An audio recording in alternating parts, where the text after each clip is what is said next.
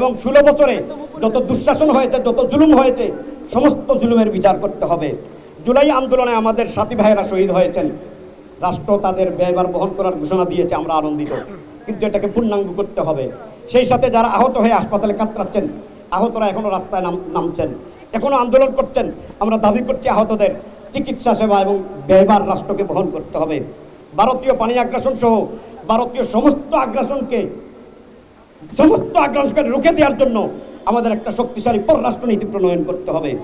প্রচলিত ছাত্র রাজনীতি নয়, বরং জনকল্যাণমুখী এবং শিক্ষাবান্ধব ছাত্র রাজনীতি বাংলাদেশে প্রণয়নের জন্য সাংবিধানিক সংস্কৃতি পরিবর্তন, শিক্ষা কাঠামোতে পরিবর্তন এবং রাষ্ট্রীয় বিভিন্ন অঙ্গনে পরিবর্তন আনতে হবে।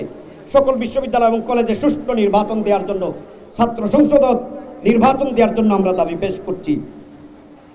সরকারি চাকরিতে এখনো শূন্যপদ দেখা যাচ্ছে, আমরা দাবি করছি সরকারি চাকরিতে দ্রুত সার্কুলার দিয়ে এই কোটা ফিল আপের মাধ্যমে বাংলাদেশে যে বেকার সংস্কৃতি আছে এবং বেকারদের পুনর্বাসন করা হবে। টেকসই উন্নয়নের লক্ষ্যে বাংলাদেশকে বারবার ডিভাইডেড করা হয়েছে সংবিধানের মাধ্যমে, এই সংবিধানের এক মূলা দিয়ে আমাদেরকে বারবার বিভক্ত করা হয়েছে। এজন্য আমরা আজকের এই সম্মেলন থেকে ঘোষণা করছি, দাবি করছি যে ইসলাম বিদ্যুৎ বাংলাদেশের মাটি মানুষ মানচিত্রের সংস্কৃতির আদলে সংবিধান প্রণয়ন করতে হবে। রাষ্ট্রের গুরুত্বপূর্ণ সংস্কারের মধ্যে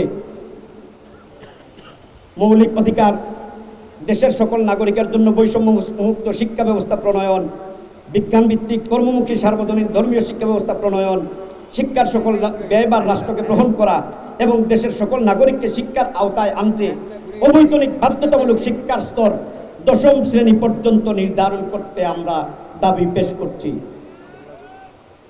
1.5 দশকের ফ্যাসিবাদের পতনের পর নব্য ফ্যাসিবাদের পদধ্বনি আমরা শুনছি।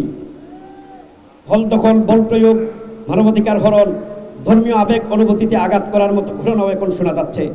জুলাই অভ্যুত্থানের মূল স্পিরিট ও চেতনাকে সমুন্নত রাখতে অবিলম্বে ফ্যাসিবাদী এ সকল কার্যক্রম বন্ধ করতে হবে।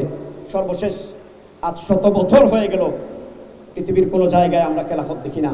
এই খেলাফত পুনরুদ্ধারের জন্য এবং পাক ভারত উপমহাদেশ মুসলিমদের হারানো ঐতিহ্য ফিরিয়ে আনার জন্য, ইসলামী শাসন ব্যবস্থা পুনরুদ্ধারের জন্য আমাদের সম্মিলিত সবাইকেই অব্যাহত প্রচেষ্টা চালাতে হবে। আমরা সবাই কি এ সকল দাবির সাথে একমত? যদি একমত থাকে আল্লাহু আকবার বলি। সবাইকে ধন্যবাদ। আসসালামু আলাইকুম।